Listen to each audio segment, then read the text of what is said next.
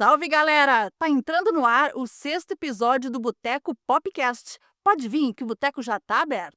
Eu sou a Jane. E eu sou o John. E se você curte música, provavelmente você já ouviu falar do Clube dos 27. Sim, amiguinho, aquele clube que ninguém pediu pra entrar, mas acabou virando um dos mitos mais famosos da cultura pop.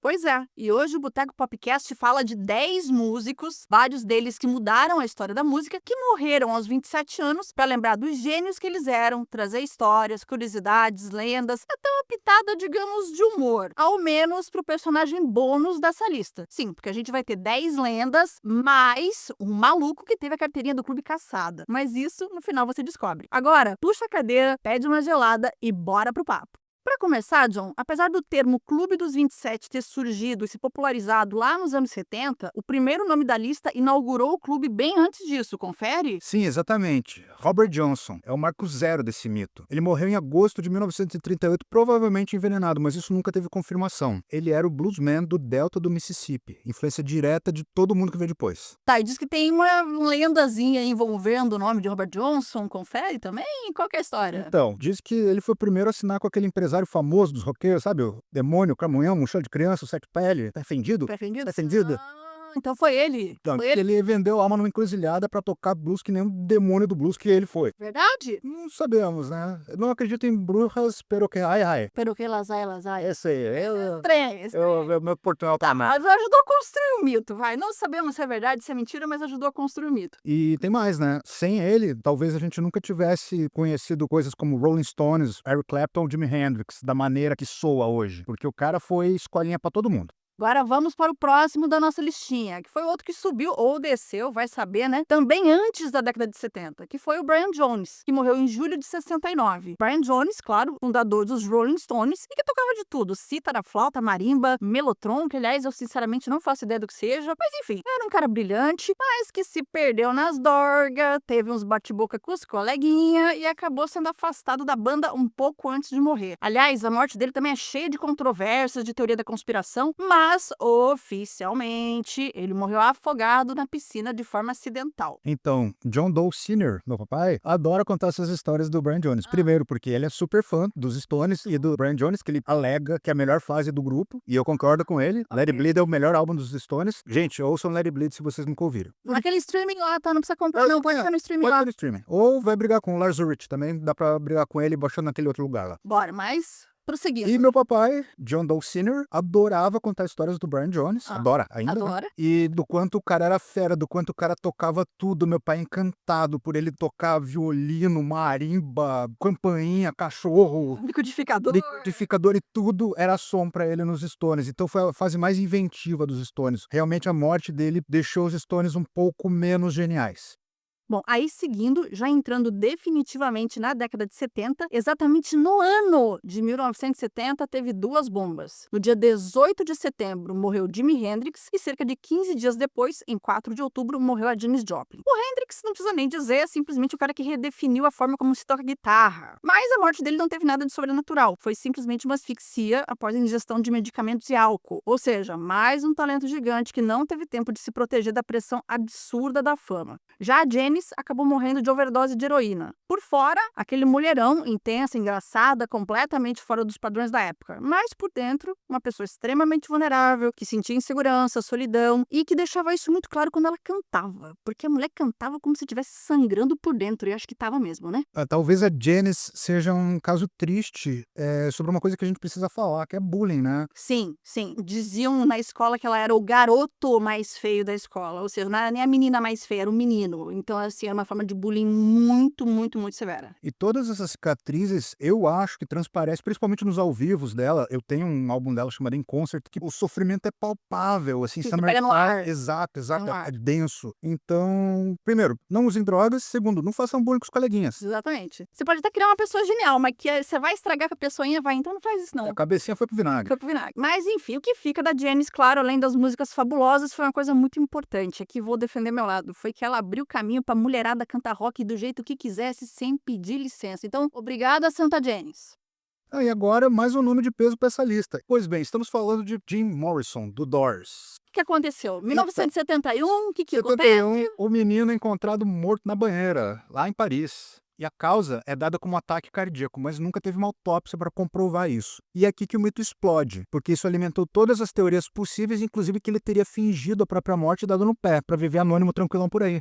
Então, John, acho que é natural que todo mundo acredite que o seu ídolo não morreu, tipo, sei lá, Elvis voltou pro planeta dele, Michael Jackson, Bowie, aquela coisa toda. Mas sabe uma coisa que me intriga? Oi. É uma questão operacional mesmo. Quando uma pessoa morre, de forma geral, o corpo dela é trasladado para o país de origem. E o cara ficou enterrado em Paris, que não tinha família, não tinha ninguém. Por que enterraram o cara em Paris? Porque era sonho dele ser enterrado junto com os ídolos literários dele. Isso ele fala em algum momento numa biografia ou algo assim. E uma coisa que eu acabei de lembrar agora, Old Break News aqui. Vai, notícia vai nova. Notícia velha nova. Diz que toda essa mítica em torno do nome do Jim Morrison é proveniente do baterista, John Densmore. Como assim? Ele viu o caixão e falou, caraca, mano, esse caixão é muito pequeno. Mas eu acho que o que ele tava falando não é que o caixão era menor e que a pessoa que tava lá... O cara não cabia. Eu acho que a figura do Jim Morrison não cabia dentro do caixão. Acho que ele ficou... Tô chocado. Ele falou, caralho, cara, toda aquela genialidade é contida dentro de um recipiente desse. Eu acho que foi isso. Só que as pessoas interpretaram errado. Então falaram, não, ó, John Densmore falou que o caixão era pequeno demais pro Jim Morrison. Não, tem um anão ali, sei lá. Mas caso é que John Densmore também colocou lenha na fogueira e aí fica o mito. Eu acredito que ele deu no pé, mas vai saber, né? Até porque logo depois a Pamela também morreu e aí vai saber se não foram os dois, sei lá pro Recife. Eu acho que vocês estão vendendo miçanga na Argentina. Miçanga na Argentina, vai saber, né? Vai saber.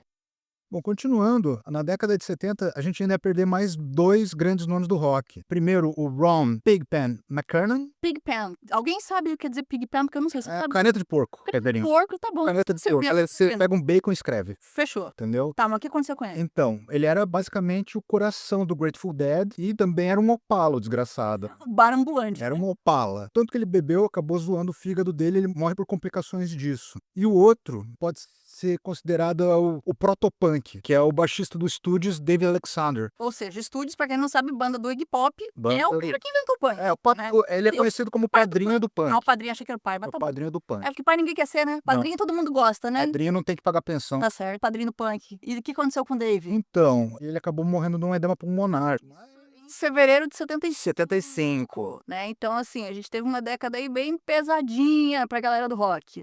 Agora, já a década de 80 parece que deu uma trégua, assim. Falaremos disso mais tarde, mas em princípio a década de 80 não tava a fim de mandar ninguém pro andar de cima ou de baixo, dependendo da história de cada um. Mandar pro clube, né? Mandar pro clube, né?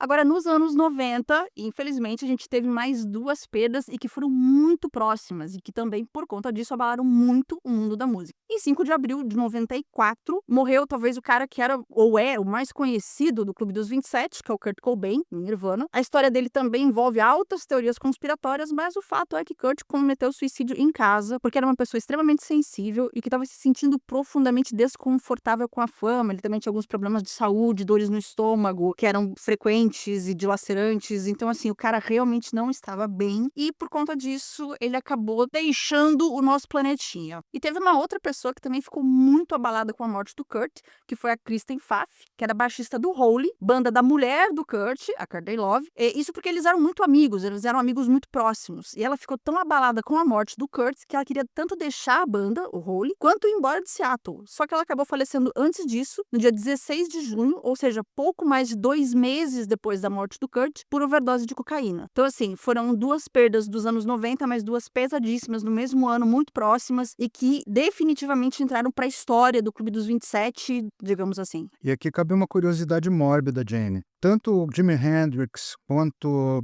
a Kristen Pfaff e quanto o Kurt Cobain, os 3 eram relacionados com Seattle, colocando aí Seattle num triste primeiro lugar aí de provenedora de membros do Clube dos 27. Eita, gente, não vão pra Seattle, tá? Melhor Espera não. completar 28. Exatamente, só depois dos 28, por favor. Bom, John, aí tivemos de novo, felizmente, um grande hiato, mas em 2011, o mundo perdeu uma das vozes mais autênticas do novo milênio, que foi a Amy Winehouse. A Amy parecia uma artista que era de outra era, voz de jazz, alma de soul, umas letras dolorosamente honestas. Aliás, assim, é muito parecida, e muita gente fala sobre isso com a Aretha Franklin, por exemplo, ou com a Nina Simone, na forma de cantar, no tipo de letra. Então, assim, era uma pessoa muito fora do seu tempo. E tinha, claro, um talento imenso, mas também foi exposta demais, né? E a luta pessoal dela contra a droga, contra o alcoolismo, foi transformada em espetáculo pela mídia. E aqui não tem lenda mesmo, gente. A Amy morreu dia 23 de julho de intoxicação alcoólica por conta de negligência coletiva, principalmente do pai dela, e pelo excesso de manchetes em torno da vida dela que virou um espetáculo midiático. É uma história muito parecida até com a da Diana, que também teve, né, a princesa Diana, que teve essa questão de paparazzi muito ligada à morte dela. Então, acho que vale aí uma reflexãozinha, não vamos colocar aqui, mas deixa cada um aí pra sua cabecinha do que se consome na mídia. Porque se existe quem compra, existe quem produz. Se não existe quem compra, as pessoas deixam de produzir, né? O caso da Amy, acho muito triste, sempre foi explorada, né? Quem são os grandes culpados da morte da Amy? Desculpa, eu aponto o dedo pro pai dela e pro The Sun. Fizeram The Sun é um tabloide. o tabloide. Não, o Sol fazia bem pra ela. Mas sem brincadeira, esse cara tratou ela como, sabe, Queria fazer dinheiro. não, uma garota de programa, ele era o cafetão dela. Horrível, é nojento isso. E ninguém fez nada a respeito. Então, é negligência coletiva mesmo. Burning Hell, pai da Amy. Isso aí, Burning Hell.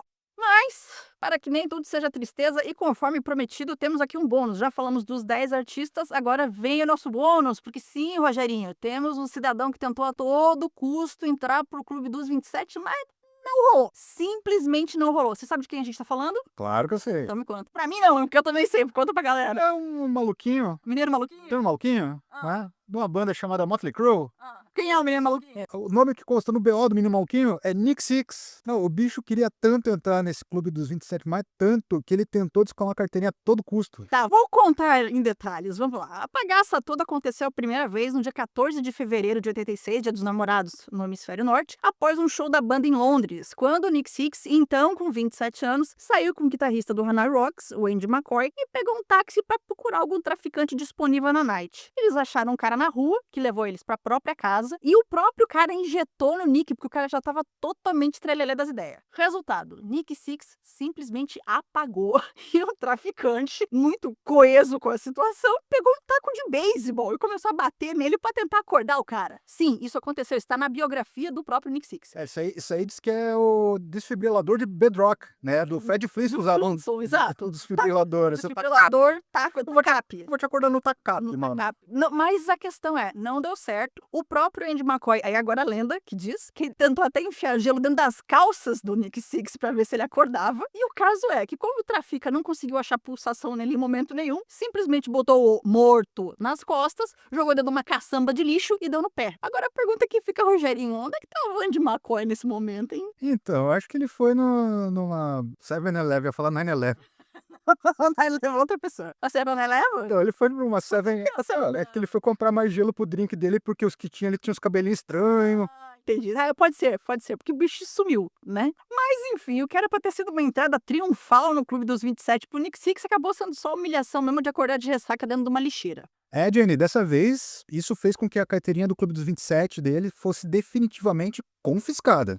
Pensa que acabou? Não. Nick Six não é brasileiro, mas também não desiste nunca. Um tempo depois, já com 29 anos e querendo convencer geral de que os 29 nos novos 27, eis que ele vai lá e tenta de novo. Dessa vez foi em Los Angeles, no Franklin Hotel Plaza, quando ele tava curtindo ali com os coleguinhas bem suave, entre eles o Slash do Guns N' Roses, também um cara muito dorgas, coroinha de igreja, e Nick Six se auto-injetou uma dose fatal de heroína, em combinação com outras substâncias, e o seu coração parou. Sim, parou de vez. Chamaram os paramédicos, que encontraram Nick Six sem pulso e o declararam clinicamente morto por cerca de 2 minutos. Mas aí, de novo, olha como é a vida, né? Um dos paramédicos não é que era fã do Motley Crue e reconheceu o desgraçado Nick Six? E aí o cara mandou alguma coisa do tipo assim, esse aqui na minha mão não morre mesmo. E aí o que o cara fez? Meteu 2 injeções de adrenalina no coração do Nick Six. Sim, igual aquela cena do filme do Pulp Fiction, foi exatamente o que aconteceu. Meteu uma, não deu certo, foi lá, meteu outra e o cara fez um e levantou e eis que Nick Six estava vivo de novo. Mia Wallace Feelings. E pra você que não conhece a Mia Wallace, ela é mãe da Robin do Stranger Things. Pois é, gente, mais piadas à parte, o fato é que o Clube dos 27 não é maldição, não é um pacto sobrenatural e também não é glamour, né? E também prova que genialidade não protege ninguém. Mas o legado de todos esses caras é eterno. Então, bora escolher aí o seu álbum preferido de um deles, seja em vinil, se você tiver um, maravilha, se não, pode ser no seu streaming do coração e vai ouvir celebrar os gênios que deixaram sua assinatura cravada em ouro na história da música. E por hoje é isso, freguesia. Tá na hora de fechar o boteco. Pra você que ficou com a gente até aqui, nosso muito obrigado. E segue a gente nas redes. A maioria das pessoas que está escutando nosso podcast ou assiste os vídeos ainda não é inscrito. Então bora se inscrever, hein, gente? Em todas é @boteco podcast. E semana que vem tem mais alguma história absurda. Ou não. Ou não. Passa a régua e fecha a conta.